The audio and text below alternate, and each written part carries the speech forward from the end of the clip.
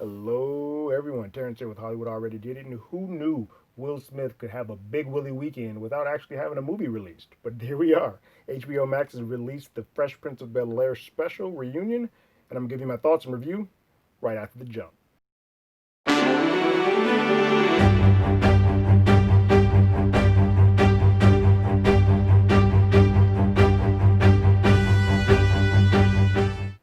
Real quick, if you haven't already, go ahead, like, share, subscribe to the channel, ring that bell below. Anytime we have something, you will be among the first to know. Now, as you can tell, I'm in a different place. I've been on a road trip for the last 4 or 5 days, going from one side of the country to the other side. And so that's why I haven't been around as much. But in saying that, that's why the locale looks a little bit different. But on my trip, I did get a chance on Thursday to watch the Fresh Prince of Bel Air reunion special and give you my thoughts. This thing was fun. It was entertaining. Anybody who's a Fresh Prince of Bel Air fan, you probably have already watched this, but I think if you haven't, you need to go ahead and treat yourself.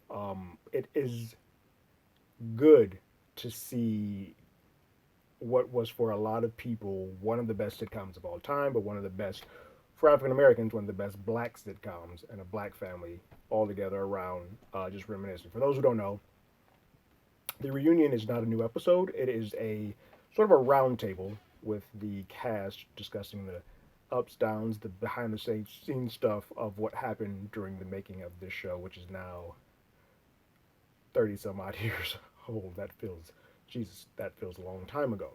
They kind of look at the ups and downs. They talk about how Will was a terrible actor when he first started. You can see in some of the first episodes, you can see him mouthing the words with the cast, and they call him out on that. They speak about see some of the casting and how they did it through their audition process. It's a real fun behind the scenes look at everything, and it also, unfortunately, with the untimely passing of James Avery, talks about that as a whole homage that if you don't have your tissues ready, you better get them because they're the tears going to be flowing. That's all the great stuff about it. What I did not expect, and I knew this was a part of it because the trailer showed it, but the stuff, the reconciliation between Janet Hubert and Will Smith is just powerful and raw, and it's a little bit uncomfortable to watch, but necessary to watch, and good for anybody who needs that moment that is carrying something that is heavy on their heart, whether it be a grudge or a vendetta or just hate or anger, just to release that and just see the process of how that's released. It's fascinating to see. I know the elephant in the room is that Alfonso Ribeiro, in the shots that Janet comes to see the rest of the cast, is not present. I think Will Smith did a very good job of handling how he was going to introduce Janet to the rest of the cast. I think it was smart to tell them, hey, I had a convo with Janet. We need to get some things off the chest. I could not do this without Janet being here. She was a part of how this show started, and we needed to have some type of thing with her here. So they showed, and he showed them a clip of them speaking. And then he asked the cast straight up, hey, guys, she asked if she could come see you guys.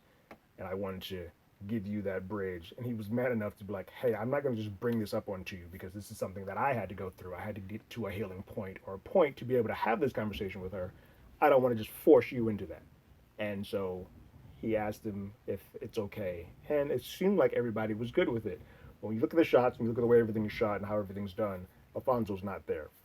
And a lot of people have been giving him trash about that. I personally am not. Everybody heals and forgives in different ways. That was Will's and Janet's journey. And I don't think Alfonso has to forgive Janet on the same way that Will does or at the same time. Will and Janet had a lot going. And the reason why Janet was in the situation that she was and the hate that she has and the career that she's had since Fresh Prince of Bel Air is because of Will. And Will is responsible for that. And they both had some issues that they had to resolve. A lot of the stuff that Janet said in relation to Alfonso was shrapnel that she just got, and she's just angry at everybody. And Alfonso and Will are very tight, so he's like, I'm going to give that to her. So Alfonso probably in some way feels I got shrapnel and I really didn't have anything to do with this. And it might take him a different amount of time, place, or he may never get to the point of forgive. But I don't think we need to say that if the cast and Will forgive, then Alfonso does too. I think those two can be separate, and he may get there on his own time. But what is good to see is that Janet feels that she has had that weight lifted off of her. She feels like she's been heard, and I think it's been some powerful stuff in there to say that, because Will, if anyone knows with black actors especially, it's hard to find work. And if the superstar, the creme de la creme of black entertainment says that this person is difficult to work with, especially as a dark-skinned African American woman, because there were not many roles available to them. She went through a lot.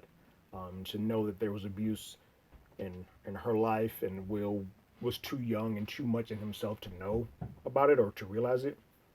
It was just great to see all that healing process. I suggest you, if you haven't, if you've seen this show and you haven't seen the Red Table Talk that Will Smith hosts, it gives a longer, in-depth interview of the Janet and Will interview, and it shows you that the interview was cut in a way that did not nearly get as raw and uncomfortable as it truly was. They had to take a break. They had to step away.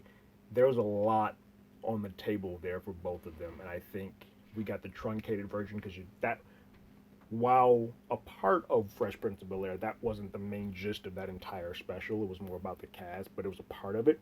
Whereas when you do the Red Table Talk, it gets a lot more into it, and it gets more into Will and his issues and why he responded to Janet at that time in the way that he did and where he is as a man now. It's both parts, a 1A and a 1B together, makes for a great weekend and a lot of stuff that we as people need to be able to forgive and heal and grow.